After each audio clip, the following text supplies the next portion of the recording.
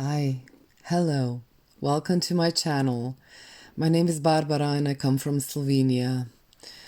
It only took me 6 times to do this voiceover and to realize I swallow super loudly.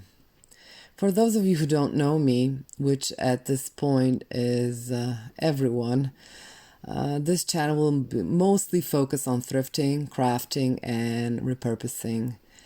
And if that is something you're interested about, please give me a subscribe. So, even if this looks like a tutorial at the first glance, it is sadly not at this point, but it is more or less an introduction video. Now, thrifting in Slovenia is not the best, which doesn't mean it's the worst, but people here are still more or less focused on accumulating stuff, and the ads you see around here are very focused on pointing out how something is almost new or worn only once. I think it's safe to say we love our new shiny toys and brands.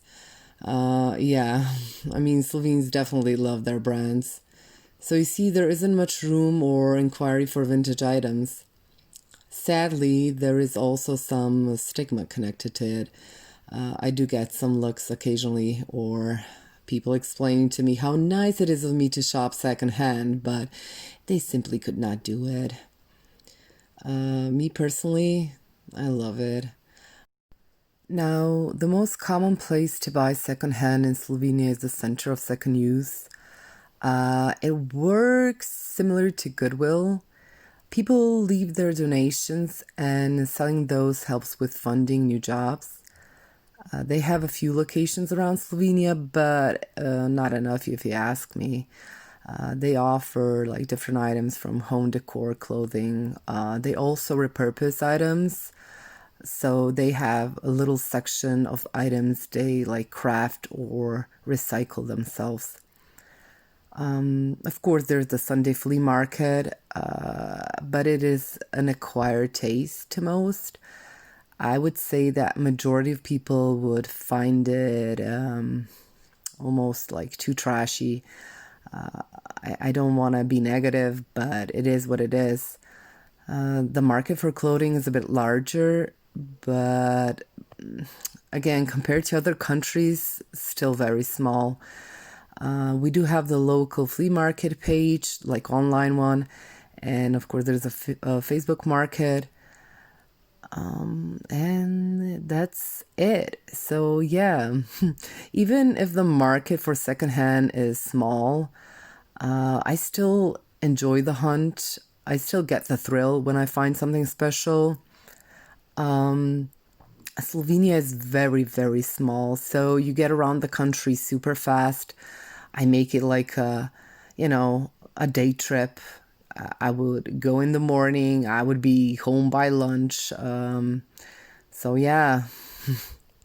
There is also the positive side to it.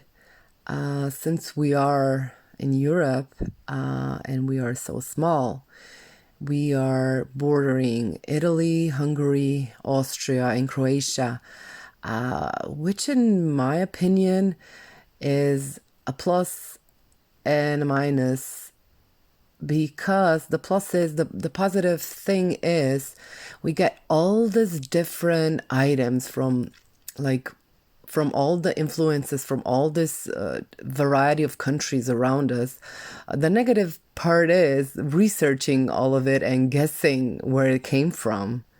I'm definitely not into minimalism, and I find potential in pretty much everything.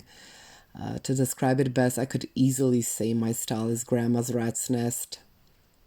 Shopping is one of my addictions, and it's very sad to say that Corona is going to break my piggy bank.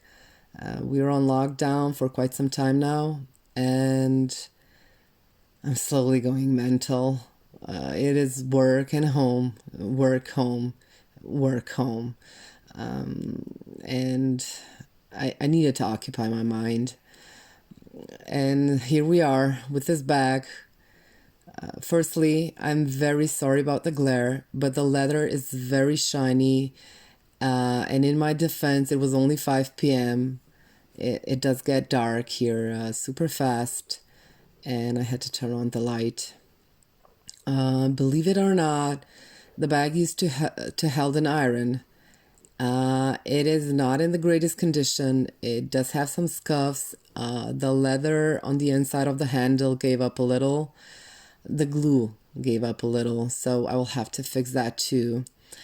I just could not leave it behind. It only cost me €1. I got it at the Center of Second Use in our capital. I figured I could repurpose it into a toiletry bag or a makeup bag, like pimp it up a little, make it cuter. It could even be a gift. It is the season. And as you can see, I am not much into planning.